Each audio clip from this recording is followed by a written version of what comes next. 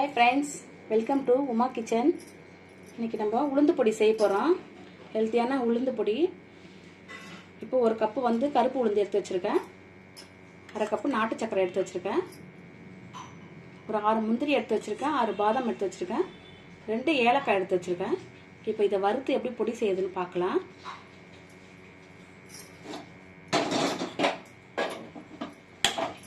Stove பத்த வச்சிட்டு இப்போ கடாய் வச்சிருக்கேன் அடுப்புல. இப்போ இதை நம்ம 1 வரலா வறுத்து எடுத்துக்க போறோம்.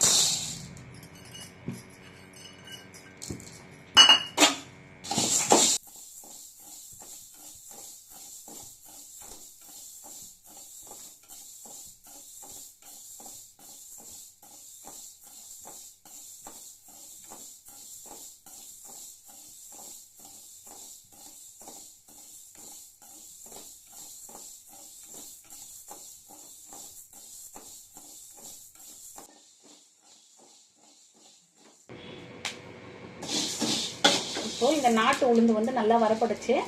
இப்போ வரப்பட்டோன்னா இறக்கிடலாம்.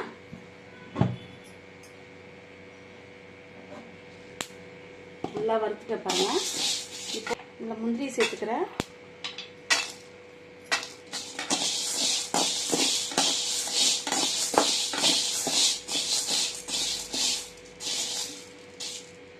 சூடு ஆறின உடனே நல்லா இது மிக்சியில் போட்டு ஜாரில் போட்டு அரைச்சிக்கலாம். அரைச்சி எடுத்த உடனே அந்த பனை வெல்லத்தில் நம்ம மிக்ஸ் பண்ணிக்கலாம். இது வந்து முதுகு வலிக்கு ரொம்ப நல்லது. குழந்தைங்களுக்கு தினமும் கொடுக்கலாம். எலும்பு நல்லா பலப்படும்.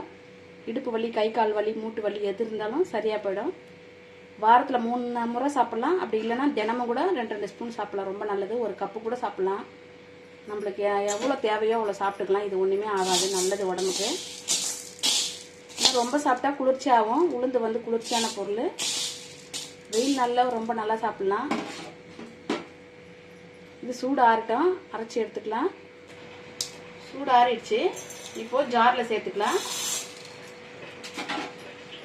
ஏலக்காய் இதில் சேர்த்துக்கிறேன்.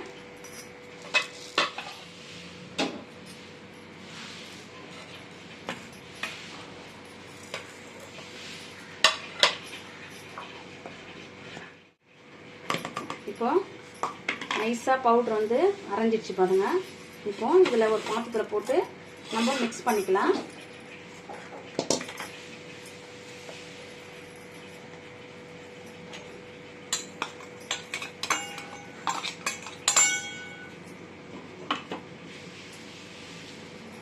ஒரு கப்பு உளுந்துக்கு நம்ம அரை கப்பு வெல்லம் சேர்த்தாவே போதும். நாட்டு வெல்லம், நாட்டு சக்கரை. வெல்லம்னு சொல்லலாம், சக்கரைன்னு சொல்லலாம், எப்படி வேணாலும் சொல்லிக்கலாம். ரெண்டும் ஒன்று தான்.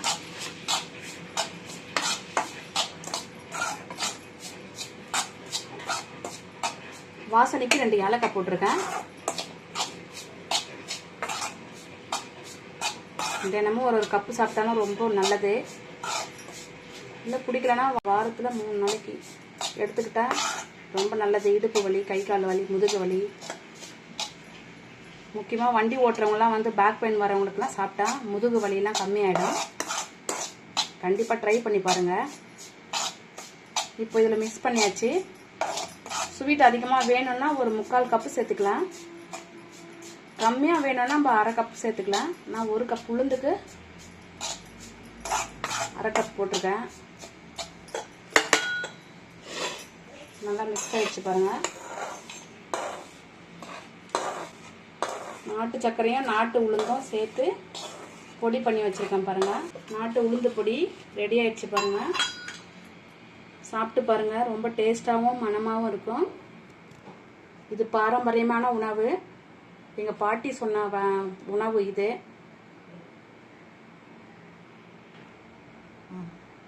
லைக் போடுங்க, ஷேர் பண்ணுங்கள், சப்ஸ்கிரைப் பண்ணுங்கள்.